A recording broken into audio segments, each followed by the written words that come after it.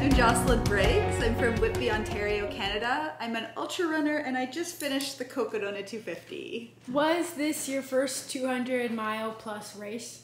No, I ran Bigfoot in 2022. And then I ran the Divide 200 last year in 2023, which was Canada's first 200-mile foot race. What made you want to run 200-mile races? Well, to be honest, I did 100-mile races for many years, and I got to the point where I was struggling to finish them. And without getting into the big, long, sordid story of a bit of a physical demise from, overtraining and I think reflecting back, under eating, I got to the point where I just felt this mental PTSD from running hundreds, and I kept signing up for them and not finishing them. And so I decided in the year of 2021, I needed a big goal and a big challenge that was so different from the 100-mile race that I couldn't compare myself, I couldn't compare my training, I couldn't compare my race results. Something where I just had a fresh start. And so I put my name into the lottery for the Bigfoot 200 and I won a spot. What drew you to the Cocodona 250? When I first looked at doing 200s, I chose Bigfoot because I love the mountains. And I avoided Cocodona because, first of all, I didn't want to run those extra 50 miles. And secondly, it seemed as though there was a lot of long, runnable sections in Cocodona. But then I became intrigued with diversity in terrain that the Cocodona offered, and also the notion of traveling by foot from Phoenix to Flagstaff. So I'm just organizing my gear. I feel like I just did this at home to pack it and bring it, and now I'm doing it all over again, but on the other end with more stuff, because we went shopping yesterday and got some more food for the race, which I was not going to do because this race has amazing food all through the course, so I was kind of just banking on eating from the aid stations. However, we have a couple of really long sections where we won't have aid, and I need to have food, calories, especially the first day. I think we have like 37 miles hard. Like the race director said in the race briefing, it is extremely challenging and difficult, this section, the hardest of the whole course. When you get to mile 37, if you're fed up and want to quit, just keep going because it gets better. Which I'm all over that because I rather get that over with in the beginning. Like, I'm good with that. I'd rather do the really tough section in the beginning and know that's behind me. So I'm almost in my head breaking the course into two sections, like the 37-mile first section, a challenge in itself. I'm not even thinking about really starting the race itself until after I get through that section. So right now it's all about how can I get through tomorrow, because it'll be the bulk of tomorrow. We start at 5 a.m. It's going to take me, I'm going to guess, 14 or 15 hours to get through that section. So that's what I'm sort of packing for right now is for day one. And then when I get through that section, I see my lovely crew who will have, my resupply, but then also I'll have resupply at the aid station. So I just got a bunch of stuff to have, and I'm probably going to end up taking half of this crap all back home with me, which sucks. So I'm just right now getting everything out onto the floor and reorganizing it so that my crew is organized and so that I know where stuff is and so I can mentally relax the rest of the day. What I'm creating here is my food pile, and I've got a few different piles going here now, and I'm separating stuff into race stuff I do not need in the race at all. So I have I changed everything up this morning. So I have my carry-on bag, which, side note, you guys, I bought this bag a couple weeks ago because of Facebook ads. The Foldy. If you have not heard of the Foldy, oh my gosh, you gotta check this out. This is what I use for traveling here, and it was fantastic because I was able to use this as my personal item, and it fits under the seat, and I have all kinds of stuff in here, and this was my purse. So I was able essentially to carry on a carry-on bag, a duffel bag, and this, and still be within limits or whatever of the airline. So I've decided that the Foldy is going to be where all my stuff goes that can just get put away until I'm done the race. And then what I'm going to do is put, I think the plan right now, and it could change, is the food will go into my carry-on, and then all my clothes and all that other stuff that I have will go into the bigger bag, I think. I might end up having more food than clothes. I don't know. That way, when my wonderful crew meets me at aid stations, they can each just stroll up with a rolly bag. They just have to bring the 2 suitcases and know that they have everything that I'm going to need, not have to make trips back to the car. That's what we're doing right now. Just doing it kind of done. Oh, and then up here I have my pile of stuff that I'm taking with me, which includes many, many, many, many water bottles, because my goal is to carry 6 liters for that first 37-mile section. The mandatory requirement is 4, but they highly recommend more. We have 2 stops in that 37 miles where we can top up maximum of 1 liter.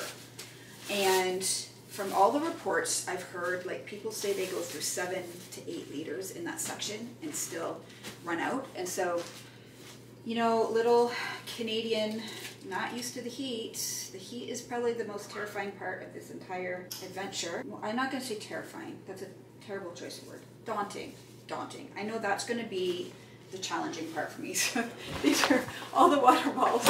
The plan is, this is what I came up with, you guys, really literally this past week. And so if you're looking at doing this race in the future, this is the most fun part, is everybody's creativity applied to how you can carry this much water but still keep things light. There's nothing light about 6 liters of water, but so I've got this 3-liter bladder, and I'm going to fill this up as much as possible. So I'll have almost 3 liters in this. It doesn't quite fit in my pack with 3 liters, so it'll be about 2.8. This is 750. So if we add that together, 2.8, 3.5, this would be about 3.5, and this is going to go along the bottom part of my pack here. So it's 3.5, and then I have a 500 mil that'll go in here, and a 500 mil that'll go in here. So that's 4.5, and then I literally just bought this week, and I'm going to put 2 500 mil flasks, and this will go around my waist. So I'll have one on the back, one on the front. I tested this out this week, and it was really quite comfortable. So what am I up to? 5.5? 5.5. And then I'm going to stick another bottle in the back of my pack, possibly 2. That'll be like 6.5 liters. The nice thing is it's actually supposed to be a little cooler tomorrow. So that was great. And then I have to figure out my salt tab strategy, which I know is kind of late to be figuring that out, but... Why is eating on the first section going to be difficult? Why is eating on this first? Because it's going to be really hot and exposed, and we're climbing. So we have 25% of the climbing, like 10,000 feet of climbing in the first 37 miles, all exposed, all sunlight, hot. Like, I don't know what it transfers to in Fahrenheit, but 28 is the high. So, and I'm not trained for that. I am not well prepared for that, because we haven't had heat at home where I've been training. So it's a little harder to digest food when your body's working hard to stay cool. So part of the strategy will be to work as little as possible in that first section, like to not exert anymore. In other words, I'll be doing a lot of hiking. Normally I like to eat real food. Like at home I train with dense food, protein. I do a lot of Ensure. I do a lot of these bars I really like. There's like 260 calories in one bar. The goal is really 200 calories an hour. I want to have a little bit easier digestible foods in the first section. So what are you thinking of? Like what? Food-wise? Yeah. Well, I'm going to take the Spring Energy gels for sure. Spring Energy is actually a sponsor of the race, so I'm hoping to pick up some of these. I know that in past years they've done Spring Energy smoothies at the first aid station, which is after you get through that awful first section. My other challenge personally is sugar does not tend to bode well for my tummy. So too much sugar or packaged foods doesn't do well. So I also have some waffles and muffins that I made that I'm going to carry in that first section. And my trick that I've learned, and I'm hoping this works, is the waffles are made of cottage cheese, eggs, and oats. And what I do is I put a gel, I squeeze one of these onto the waffle. So I'm getting another 100 calories in, but if I take this straight, it doesn't usually sit well in my tummy. So I'll take some of those for the first section. So what I'm going to do here is I'm going to make a little baggie of stuff. And what I want to make sure is that I have a lot of calories in this baggie.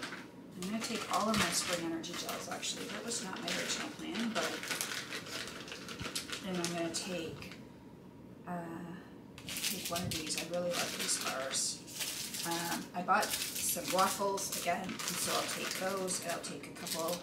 So what we're going to do here is we're going to count. So these are 130, so that's 260 calories, plus 270, so like 550, let's call it, close to 550, 650, 750. So about 1,700 calories in here, plus my waffles. The other thing I like to be careful of in the early parts of the race especially is managing my caffeine. So this one has caffeine, this one does not. So just making sure I'm not taking in too much caffeine. The other nice thing about all this stuff is it's all gonna have electrolytes added to it. So, and then I have my tablets I'm going to take on top. Salt stick chews. NAC is another sponsor for the race, so I'm hoping to pick up more of these, but I do have one of these. I'm going to take this in the first section too, another 200 calories. So this will be the baggie to start the day.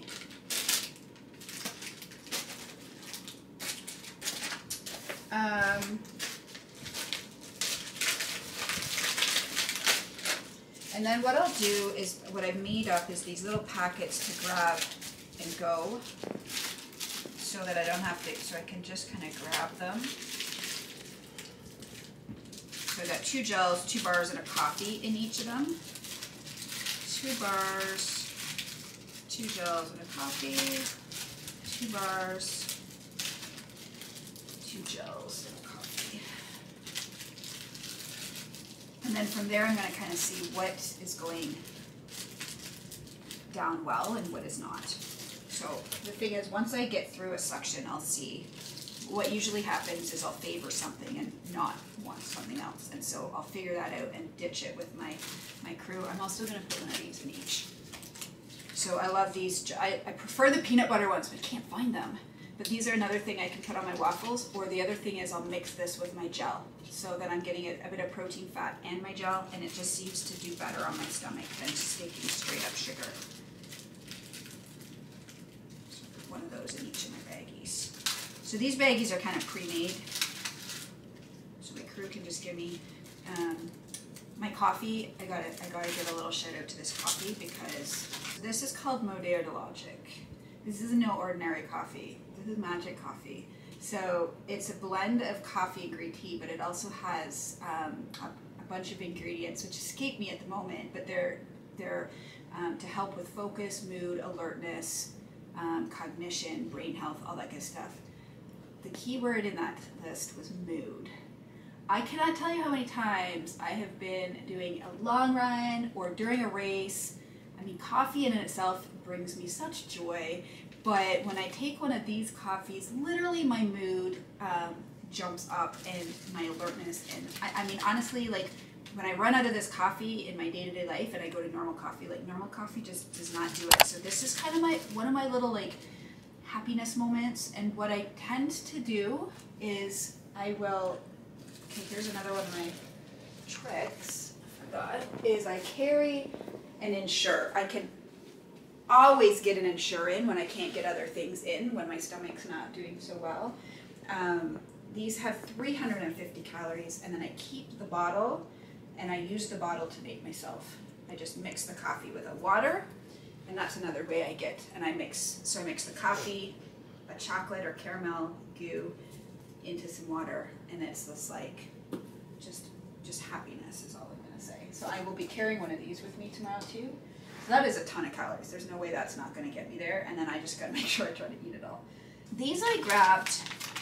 I like these in my day-to-day life, but I thought they might make an interesting option if I'm struggling to get anything in. The problem is there's only 55 calories in them, but they're little packets of olives. So sometimes when your stomach is kind of like not really appreciating the sweets and the other things, I have those to maybe try. These I love. These are from Trader Joe's. There's 170 calories in 4 of these. So I'm gonna take these as well on my first day. So that's gonna be a ton of calories for that first day. And I have a feeling these might end up being a go-to. This is my stuff pre-packaged that I can grab from you guys when I come into aid stations. It already has a coffee. I'm probably gonna forget this, so hopefully you guys remember this. Got 2 gels, 2 bars, a coffee. This is hopefully what I'm taking day 1. Like that should get me pretty far into the race. Like it should get me probably the first 24 hours, maybe even more. I doubt I'm gonna eat all that stuff. And then the other thing that I can't put in here is my muffins and my waffles that I'll grab from you guys each day. This is kind of like backup calories on the trail, like when I can't eat at aid stations or when I'm in between aid stations. So my plan is to really, what has worked for me in my first 2 races is eating a lot at the aid stations and then just having to supplement on the trail. So these are kind of like supplemental. And then I'll take an Ensure with these. So you guys will give me one of these, the Ensure, the muffins, and the waffles. That's the plan. Packing up my little med kit here to carry because you need to address things on the spot when they happen. So what do I got in here? I'm taking some stuff out because I don't need to carry all of it, but I got a little tiny Vaseline. I've got a little tiny lube, but I'm going to keep this in my pocket just because it's accessible, and that way I can use it if I need it. I've got a little tiny pair of tweezers and a safety pin here in case I got to pop a blister or something. I have a tiny pair of scissors. This is my favorite. So if I have to cut tape or anything, I have those handy. I have an extra hair tie because goodness, if you break a hair tie, that's like pretty much the worst thing. I've got some zinc, a sanitizing gel, Afterbite. I've got a couple of different things to cover up for blisters or for chafing. A little thing of sunscreen in here, a little tiny bit of sunscreen in case. Now I am planning on wearing, I'm going to be really covered up, but just in the event that, you know, I'm starting to feel some burning. Got a bunch of different Band-Aids, 2 of these. I've got a few different size Band-Aids, 2 of each, just depending where a blister could potentially form. Gauze pad, some, I forget what you call this stuff, but these are for blisters as well.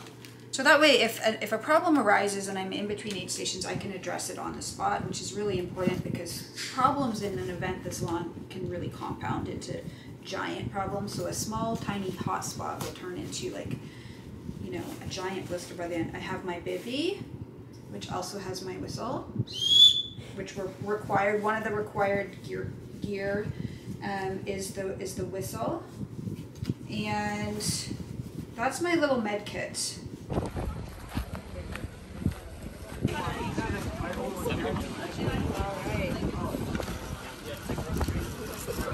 I'm literally watching your video. Oh, sweet. Like literally right now. Like I finished last year. I watched it before, but I finished and then I started 2 years ago. You must be bored. I think I don't know, like it just, I don't know. No, I'm the same way. I watch all that stuff. I know.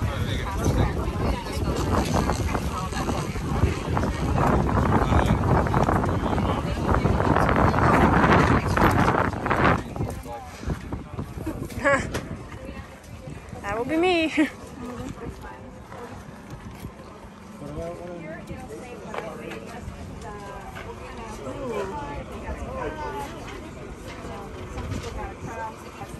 Oh yeah, that is nice.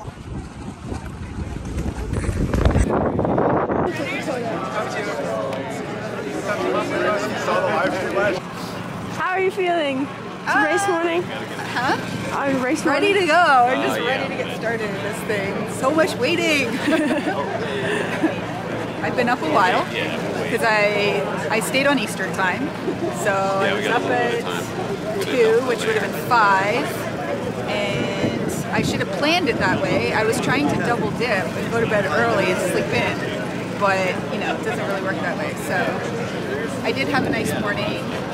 And I am just ready to get up into those mountains and take on this first section. Let's see the pack. It's a little big. I got a liter here, almost a liter here, and almost 3 liters here. Yeah, as long as it's hanging and not.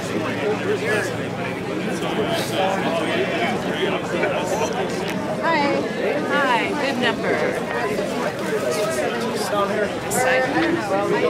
Water thing is in the way. I'm gonna look this up though.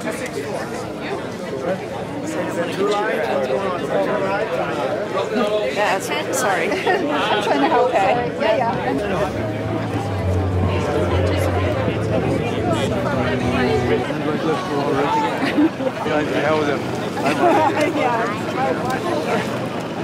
I'm gone.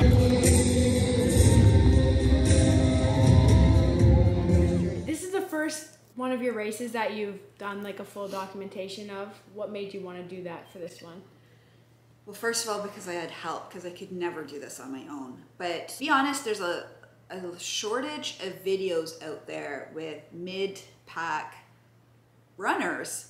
And so when I'm doing a race, I literally binge on every YouTube video I can find. I think I've watched every Cocodona video multiple times. It's really hard to find videos with, you know, average mid-pack runners, which means that when you're watching these videos, you're getting tips and experiences from people who are completing the event in, you know, sometimes half the time that you're going to be taking. And so you're going to be seeing things at a different time of day. You're going to be out there much longer. I really wanted to start to share with other regular people what it looks like to run 200 miles and really that anybody can do it.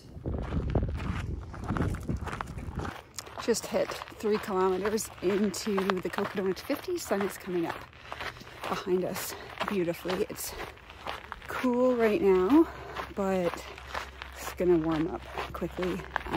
Definitely can feel my core body temperature is working. So today's goal is to not really run much. First of all, my pack is so heavy. So part of the strategy is, or the logic behind that is, with all of this weight and the difficulty and the challenging nature of this section, to just save my legs for later. It's going to be about power hiking with purpose, enduring the heat and the difficulty of this section, and being patient and going super easy.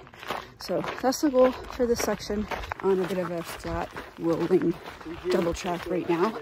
The first few miles are like this, and then the hard stuff starts. We will hit a creek bed and then the climbing begins.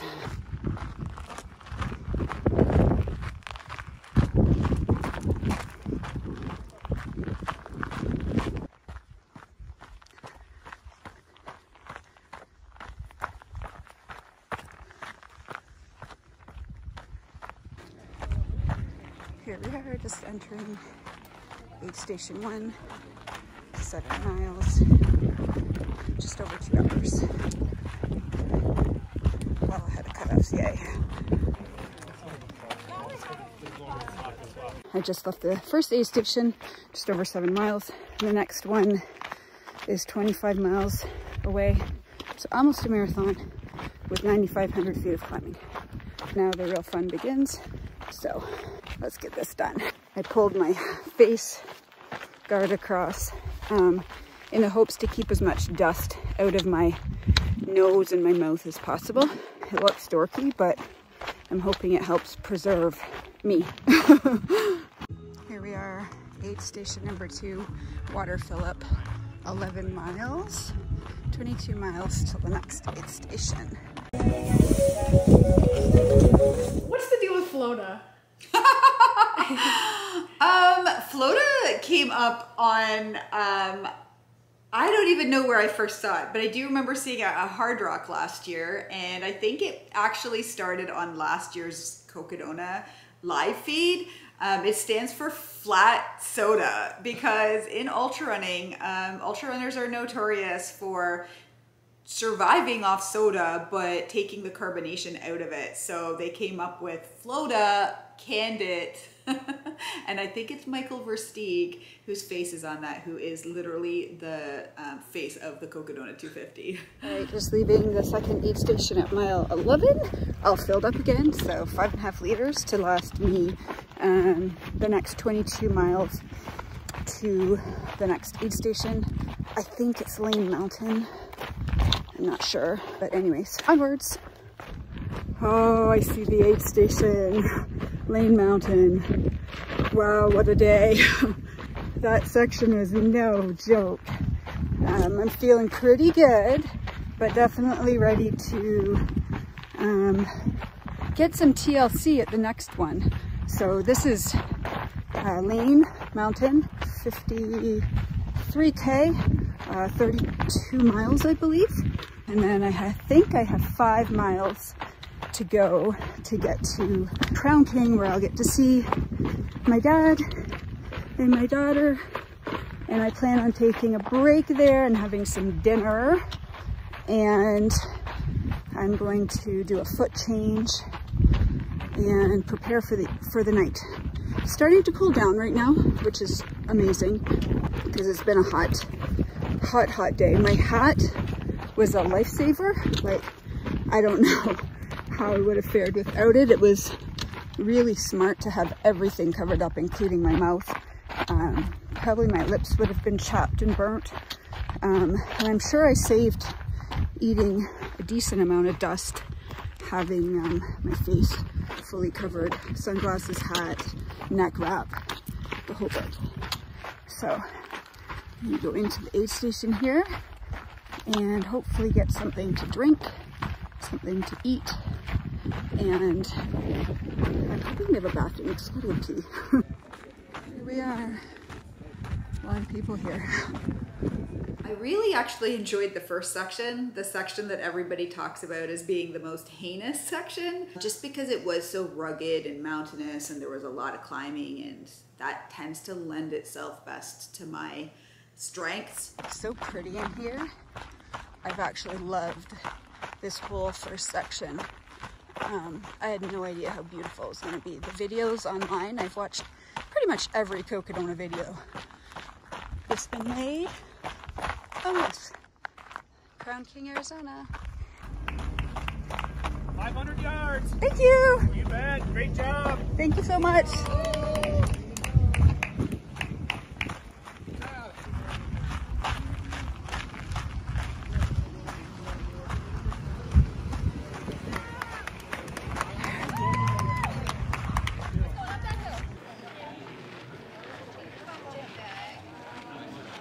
Hey there.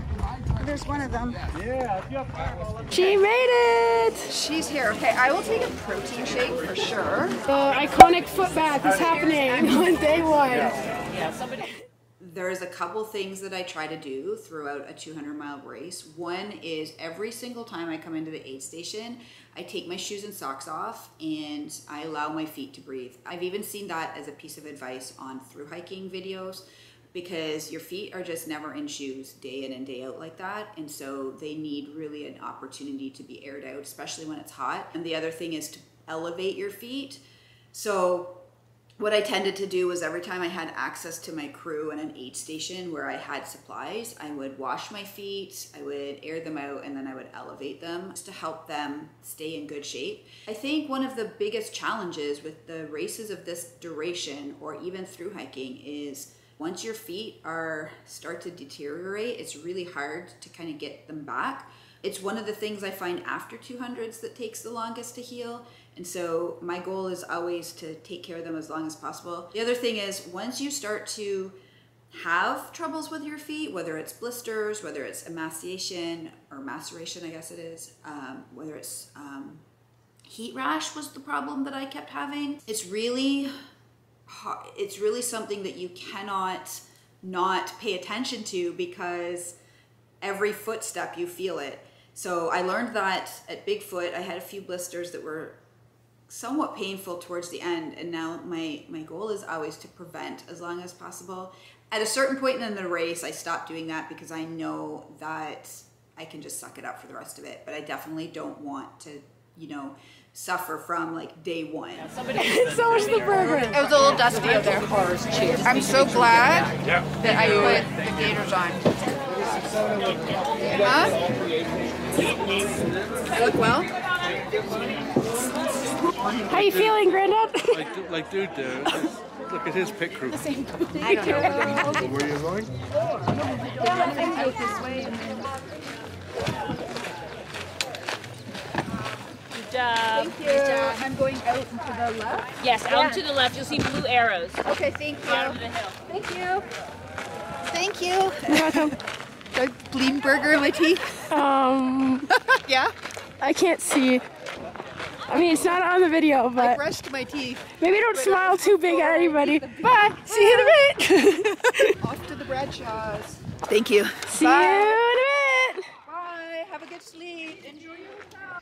Okay, it is the morning of day 2. It is a new day. That is the mantra this morning. I was feeling pretty rough last night, or I guess this morning when I got to Camp Kippa, which is what I just left. Just the nature of the day. It was a hard day. It was a hard first 62 miles. I was really pleased that I got 62 miles in the first day on one of the hardest sections of the course. What that means for me later, I'm not sure. I don't know. My stomach was really off, which was one of the reasons I wanted to sleep there, is because I just needed a hard reset. Did not sleep very well. I rested. I had a hard time. I don't think I really fell asleep. I dozed on and off. I spent a couple hours in that aid station and I'd hoped to get at least 90 minutes of good sleep, but it didn't really happen. I do feel ready to take on today. My goal is to get at least 50 miles in today. My A goal will be to get another 60 in. So we will see. Just exited the trail onto the road that leads into Prescott and Whiskey Row. And boy, I'm feeling rough. Somehow the second day always just crushes me. I think the reason is you feel pretty wrecked on day 2 and you feel like you shouldn't feel this wrecked this early. And it gets in my head like, how am I gonna get 3 more days out of myself when I feel like this now? But I've been doing a lot of reflecting in the last section, trying to be patient, right? And just trying to accept what is and be okay with it, right? But also as I reflected and remembered my last 2, oh, look how pretty this rock wall is. Such a cute little town. I felt exactly like this at Bigfoot and exactly like this at the Divide on this exact point in the race. So that's a bit comforting because it did not stay this way. Both times it turned and I had a great day 3 and 4. So I'm just trying to be patient and know and trust that it's not going to stay this way. I'm almost at Whiskey Row where we'll see Renelle and Dad for a second time. I'm hoping to have a nap because my nap last night did not work out well. So I'm hoping to do some TLC and some maybe some self-care at the next aid station and hopefully get a bit of a nap. There was a lot of really nice places to nap on the ground in the last section, but really wanted to push through until I got to the aid station. I've been setting these like mini micro goals, aid station to aid station. I think that's maybe part of what's getting in my head. I need to just kind of be in the moment and let things unfold. But anyway, almost there.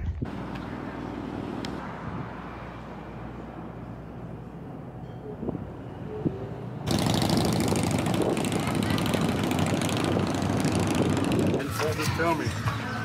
It's right there. Are you getting all charged up, Eva? I slept for 20 minutes. I'm like, How are you doing? Okay, I'm okay. according to the thing, you slept for. Put this here so you can put them up. Thank you. I'm gonna soak them while I eat. I think I'm gonna go with new shoes, new everything. I need to see the foot people. I've been doing my own foot jobs, but it's probably gonna come off in the water. What do you need? Huh? What do you need? What do I need? So much. Okay, what do you want? Thank you. Oh my gosh, that makes me so happy. I would, you know how much I've been dying for hash browns? It's nice here. Here's the shake. I might need a bit more water. Okay. Where I slept, they had LaCroix, and I didn't see them till I was leaving. I was like, They had what? like the LaCroix waters.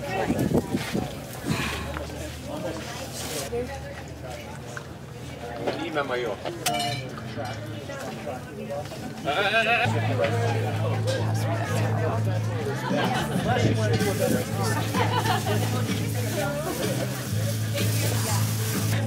That water or that water?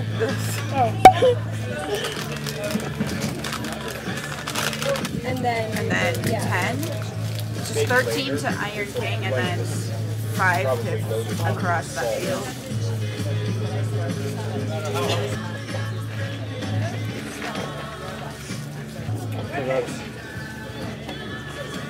Then I think that's the section we go through the Dells. 6 miles. And it's up Mingus, right? What? And then we go up Mingus. It's such a mind work. Well, 80 miles is usually like, I don't even do this. In the sections today. I mean, other than being really grouchy. But inwardly I liked. I liked the scenery yesterday was outrageous. Yeah. I had no idea. You're not going far from Phoenix. Shaded and really pretty. 40 hours. Very much like a section at Bigfoot, I found. 26 or 7 hours ago. Do the best I can. Me too. Nothing about yesterday was good. The views were unreal. My body, nothing about my body felt good. Somebody stole a bunch of the jugs of water. In the middle of Nowhere. That's what I was like, how? Like, love the style. See you guys at the next one, right? Yep. Yeah. So at Iron King, 13 miles, right? Yeah, something like that, yeah. I'll pick this cold weather stuff up at the next one. Yes. Don't rely on it. Yeah, thank you.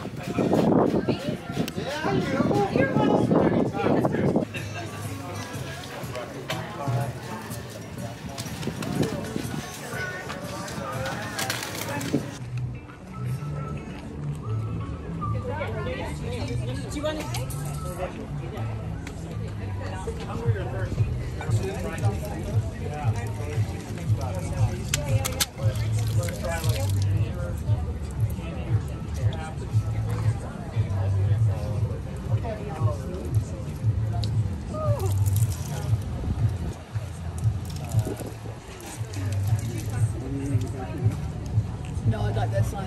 Thank you. Thanks. See you at the next one. Hills. Very cool. This is Watson's Lake. Time to muck. The McDonald's. You never eat McDonald's at home. Why, of all the times, are you eating McDonald's like in the middle of a 250-mile race? I discovered at the Bigfoot 200, which was my first race of this kind of duration, that I do much better on real food. And it took a couple of days, I think, before we settled into this routine of Basically, if it was early in the day, I would eat eggs and potatoes with ketchup. And if it was later in the day, I would have a burger. And so the easiest way to just have access to burgers is to get my crew to bring me McDonald's. The other thing that I find about McDonald's that works well for these long races is they're really high in calories, but they're not huge in kind of volume. So you can pack down a ton of calories, but not have to eat a ton of food. And so I had my crew bring me a quarter pounder with fries and a milkshake. How many times? I honestly lost count. 2 or 3 before I got sick of them, and then stuck with the Egg McMuffins and hash browns. On it.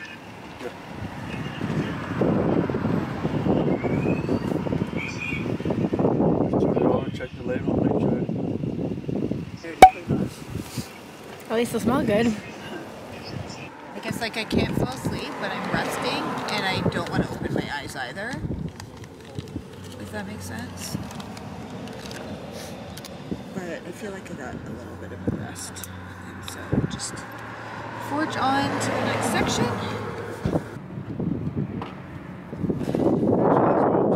So let's go pack up and... I already packed up. Oh, did you? Yeah. The whole truck? Yep. See you in a bit, Mom.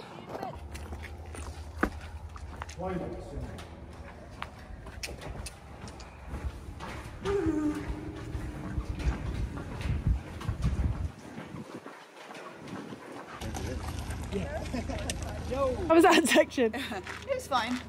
It was crazy. It actually was really hard to find the route. I'm actually glad I did it at night because I don't think you could have seen the markers. We were literally went across the cow field.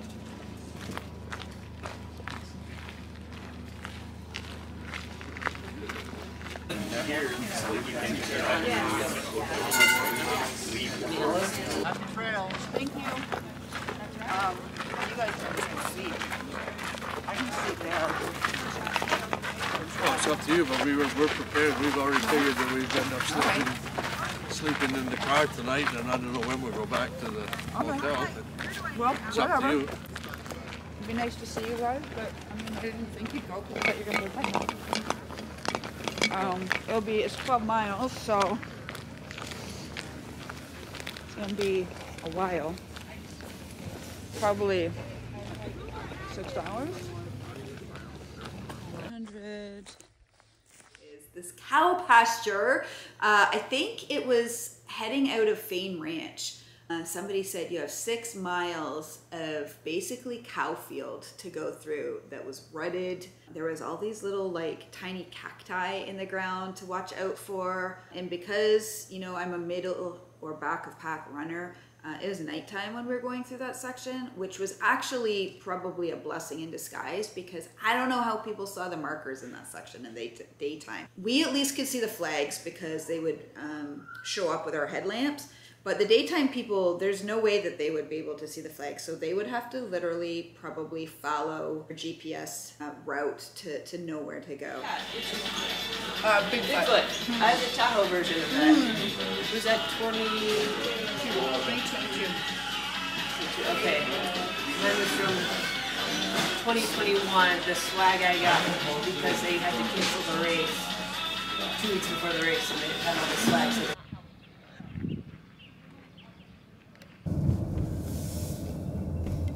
So it's morning of day 3, and wildly, as always, it seems, things took a turn for the better last night sometime.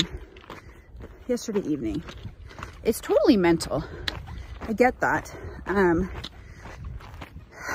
get in my head the first 2 days about the whole thing. Like I focus too much on the whole thing instead of paring it down to sections and then being in the moment. I get really overwhelmed by the bigness of it. And then simultaneously, as you start to feel the fatigue, inevitably, that comes with day 1 and day 2, it gets in my head. And last night, it was the end of day 2, and I think my head sort of realized, okay, we're sort of reaching the centerpiece of the race, day 3, and feel a lot better. I also got some sleep last night. I got about an hour and a half, and it is unbelievable what the body can do in an hour and a half. I woke up feeling the absence of some aches and pains that I thought were going to plague me till the end of the race. It's crazy, in just an hour and a half. Probably should have slept a little longer. Mentally, I woke up and like just wasn't, I knew I wasn't gonna be able to go back to sleep, but my face did not want to wake up. My body was ready to go though. So we're out on the 17-mile section from Mingus Mountain to Jerome. Long, tough section. So I am just, you know, getting it done. I figure I'll get into Jerome between 11 and 12.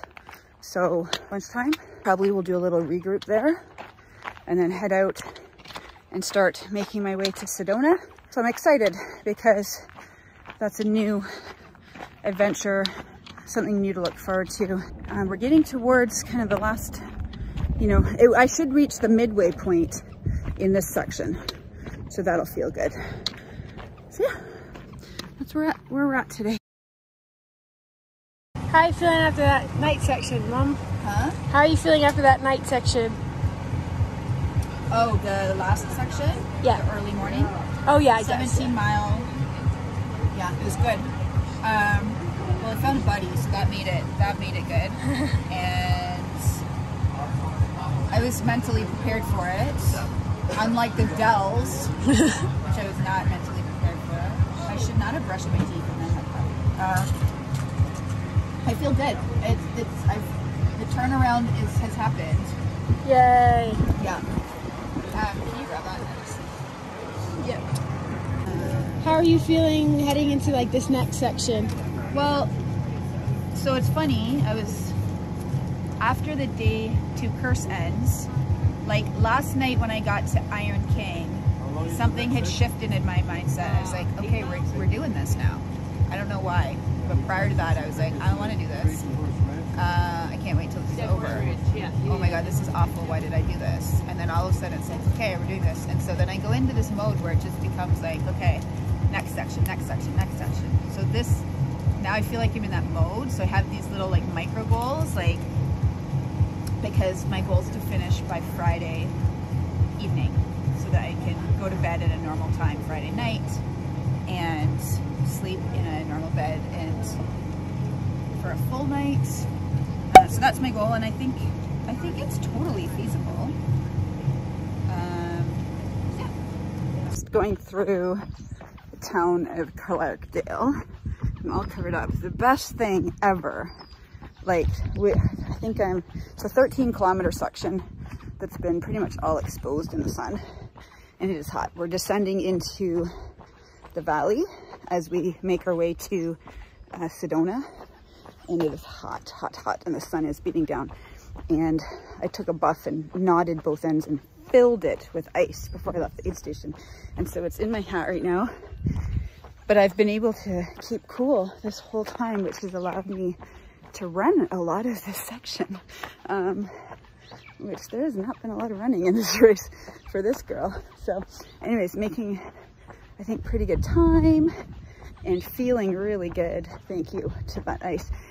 What's really cool is when we go through the towns, there's people that know about the race. So one lady opened her door and started screaming and waving at me, and then another lady who has like a food truck started cheering for me and said her husband had a water station up the street. So it's really cool how all the communities that we go through are aware of the race and are aware of these strange people traveling on foot from Black Canyon City to Flagstaff.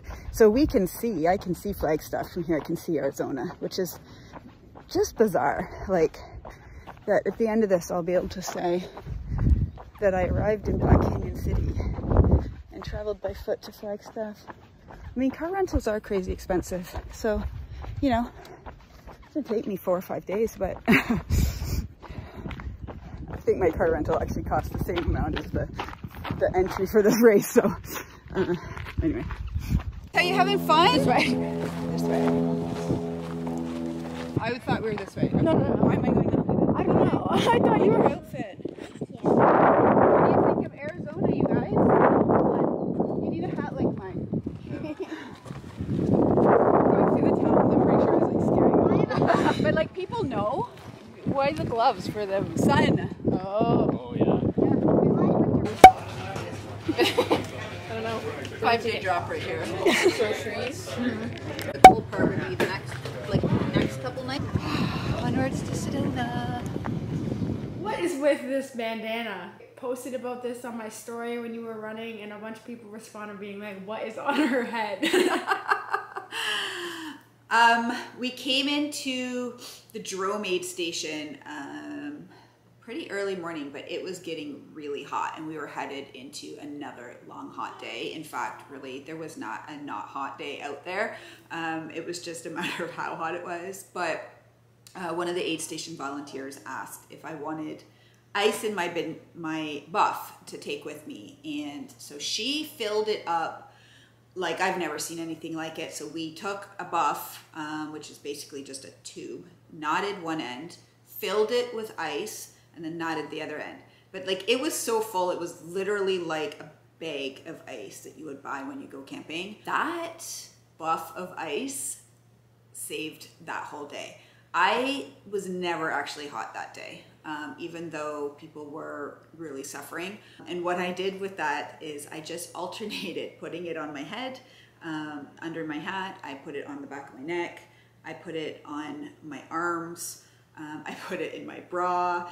I just kept moving it around, but because it was so full of ice, it literally took hours and hours and hours before it melted. So it enabled me to basically have a cooling system, an ice bath, if you will, for that entire section. And it was brilliant. That is one of the key takeaways I got from this race, if I'm ever to do a hot race again, is just to be able to have ice and move it around and soak my shirt in it and soak my hat in it, soak my hair. It was amazing. Any other final words before you head back out onto the trail? No. Full belly. Feeling good.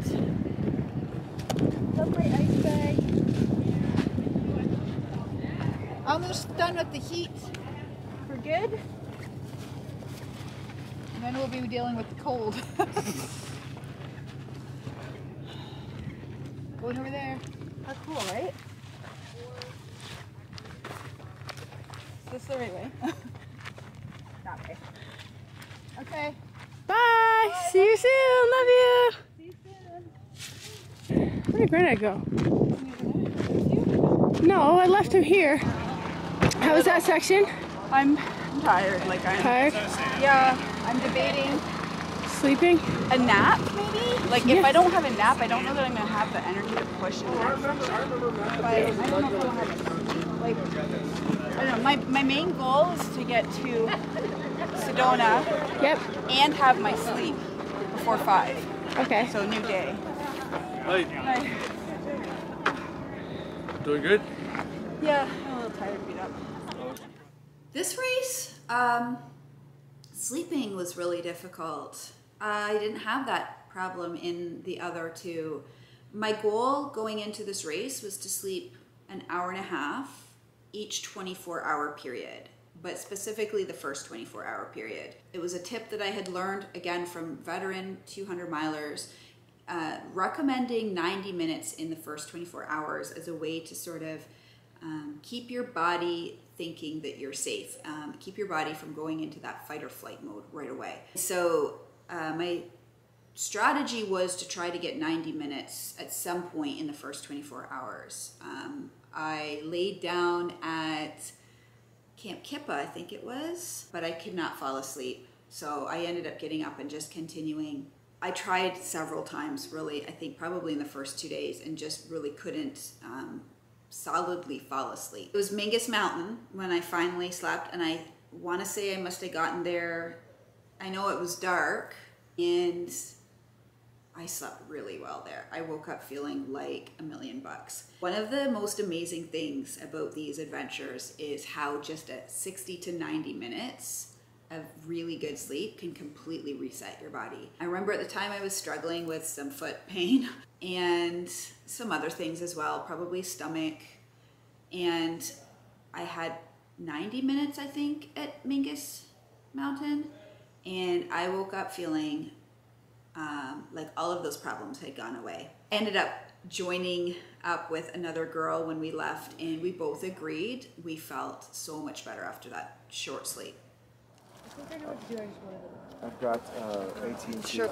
You can go right over top of that one. Okay. So you don't feel anything Friends, I'm off. off. Where's my poles? It's a good question. Oh, I didn't leave them down at the aid station, did I? I might have. Dang it. Whatever else happens up there. I'm trying. There's moments. It was beautiful out there. Like the sunset. It was a nicely timed section. Okay, bye. Sorry, I'm so early. No, it's fine. Oh my gosh. It's nothing to be fun. Yeah, we got a couple hours. So my only concern is the next section has the river crossing, and it is deep and flowy. I wonder if anyone has any intel on the course. Oh, I gotta go see if there's food, so I'll be right back. Okay.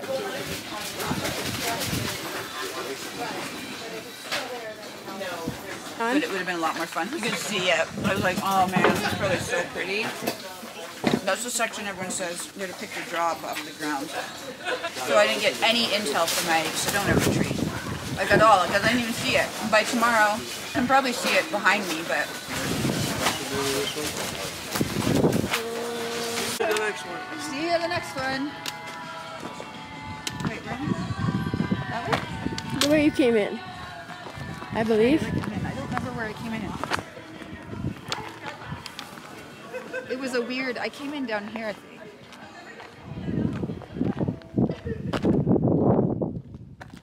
Maybe let me know that you see a flag before. Oh my gosh.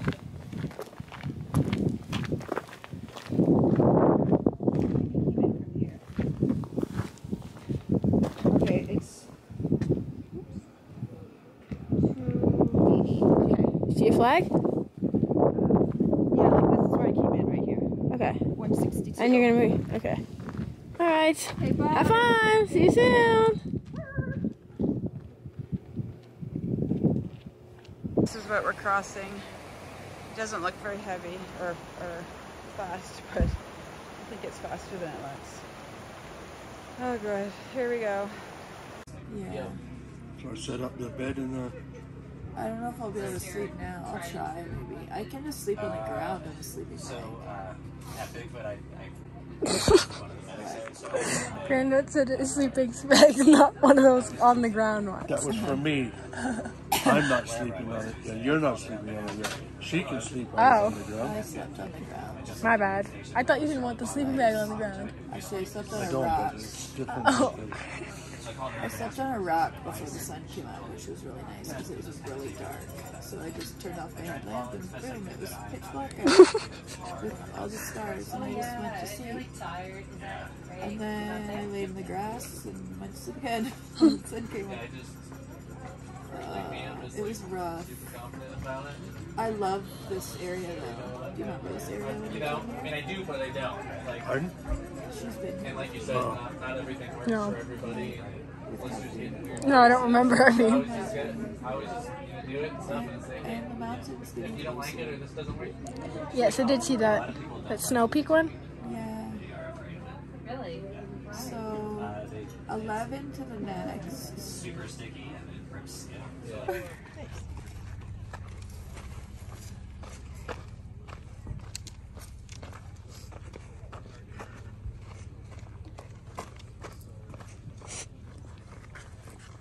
Ready for this next section? Yep. Only 11 miles. Only. Miles. A lot less than 22. Okay. Let's do this. So just headed into the final night at the Cocodona 250. It's Thursday night. Today was Today was a rough day. It was a battle. Yeah, lows, very, very low. Basically because I was just so tired. Haven't gotten enough sleep throughout the event, and it kind of caught up with me today. So I slept at the last aid station. I got an hour and a half of really solid sleep. So I feel a lot better, I'm moving well. It's funny, my body feels great. Like running feels good. At about 5 kilometers to the next aid station, and then 13 kilometers to the next one where I pick up my sister, who's gonna run with me through the night. And then I do the final section with my daughter, which requires us climbing up and over Mount Eldon and then descending into Flagstaff for the finish. So there's a lot of work still ahead. Passed a sign a bit ago, a kilometer or so ago, saying 2 marathons to go. But when I think about what's behind me, it really does feel like I can smell the barn door, so to speak. So I'm still tired, so I feel like it's gonna hit me again at some point, and it'll be a matter of like, the thing is, if I take the time to sleep, I can move well. If I don't take time to sleep, it turns into this really, well, first of all, it's a sufferfest, but it's also a death march. So I'll probably opt for the sleep because it's a lot more enjoyable. So anyway, that's the update for now. It doesn't look like a good, that's the only meal I can have for the rest of my life meal.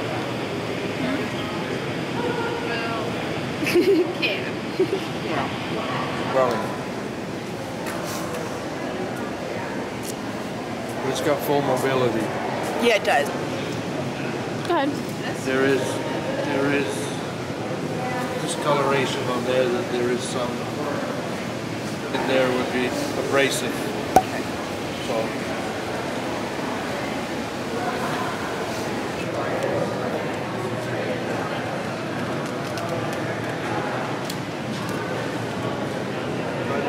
Facing duties? I'm excited. I hope I get a nice sunrise. Sunrise. It is the morning of day 5. Day 5? Yeah, Friday. My sister's with me. I finally got a pacer last night. First time ever that I've gone 200 miles without a pacer, but boy, was I glad to have the company. Last night it made the night go by fast, and this whole section go by fast. I knew this would be a tough section mentally just because it's long, but it's at the end, and it's like almost like your guard goes down at the end, and you just want to, I don't know, you're close but you're not close. Anyways, I think the next section is going to be tough in that regard. It's a 23 mile section, 13 miles of pretty flat runnable. Runnable in air quotes, because runnable is not what normal runnable looks like. Be doing the ultra shuffle like this. And big climb, 2 miles. I can't remember if it's 2 or 3,000 feet of gain. I want to say it's 2. Those treadmill runs I did were reflective of the Eldon climb. And then a really enjoyable descent into the town of Flagstaff to the finish line. I'm saying this and I'm having this little feeling of like, holy moly, it's not here yet. I got the day to put in, but it's gonna happen.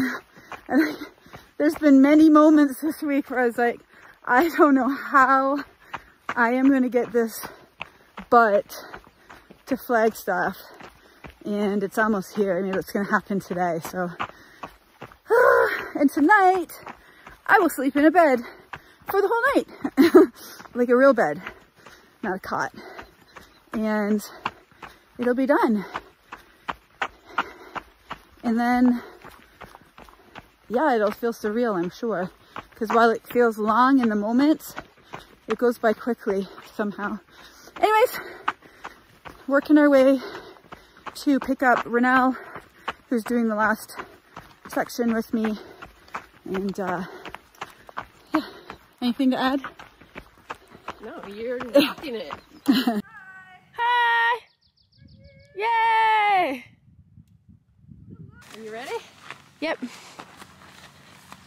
You didn't have a pacer until about 200 miles in. What was that like? I think it was 209 miles actually, and the furthest I've ever gone without having a pacer was 135 kilometers at the Divide. I enjoyed it somewhat. One thing I've learned about myself is when I'm in a mental low, it's best for me to be by myself. I find that I feel pressure when I have somebody else around, whereas when I'm by myself, I feel like I can just work through it, and I probably don't let myself dwell in it quite as much because I have nobody to whine to. By the time I picked up my first pacer at 209 miles, I think I felt really positive about the rest of the race, and it was really exciting to have somebody join me and somebody to talk to at that point. How important is crew to you?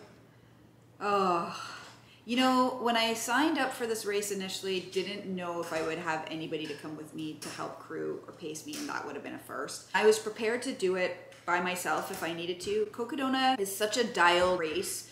The organization has every detail looked after, that you could literally fly into Phoenix. They have shuttles taking you from Phoenix to the start and bringing you from Flagstaff back to the airport afterwards. Crew is really important to me because selfishly, I really enjoy sharing such a emotional experience with somebody who, you know, I can talk to about it afterwards, who was there, who understands what happened and how it all played out. Versus if I had gone by myself, you know, nobody really knows what happened and what went on out there if they weren't there. As long as I have, you know, people willing to come and share these experiences with me, I prefer to do it with crew. I know it's really selfish.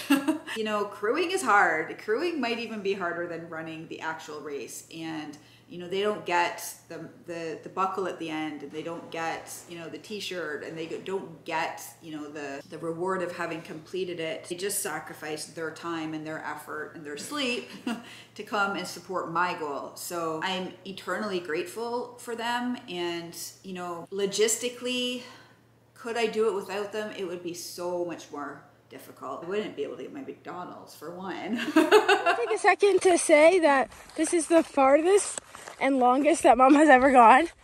So, woo! 100, almost 102 hours.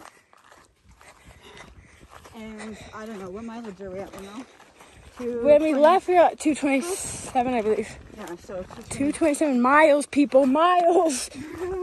Picked up my new pacer, Renelle, my daughter, and it's tradition that she finishes these things out with me. I think this is like the third, well, of the 200s anyway, that this has happened, so I guess it is like a full tradition now. It is a full tradition. I love it. That's why I needed her.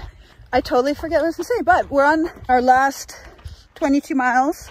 Sure, we've covered a couple miles by now, so we're probably under 20 miles to go to finish this thing off. Longest distance ever, longest time. We're at just about 102 hours now. I had to sleep. I had meant to have a quick 10-20 minute nap, and I fell asleep, and my crew forgot about me. I think my dad secretly wanted me to sleep longer, so he forgot about me. But I topped up my energy with a nap. And yeah, we're doing it. There's where we're going, up there. We've been able to see this since the beginning of the course. Those are the San Francisco peaks of Flagstaff. And I can't see which one's Eldon right now. There it is, it's that one. That's where we're going. We've been able to see these peaks from Black Canyon City, where we started. You could see these two white peaks. I guess there's more than two, but you could see the San Francisco peaks of Flagstaff from, you know, miles and miles away.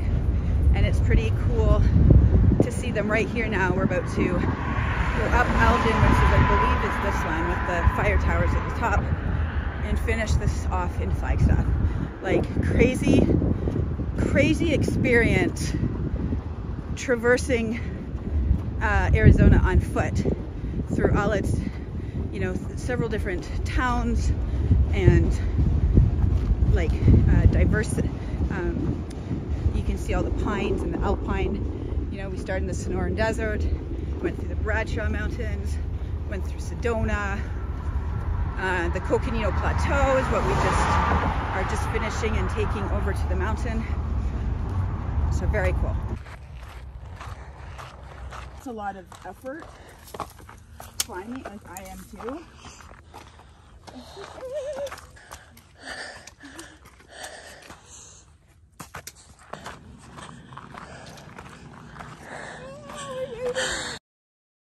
We made it to the aid station after we just bagged a peak. And another finisher, did we say 71? I believe so. So we think this is number 71, Jocelyn Briggs.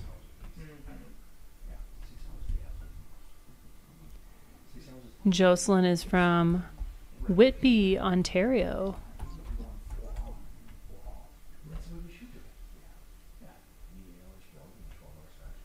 And this is not her first 200. She's done the Divide 200, Bigfoot 200. Guess she decided she really likes 200s. She likes this distance. There you go!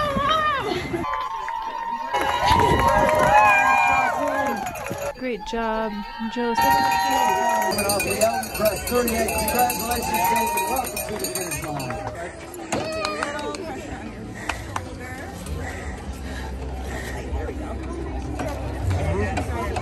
I know.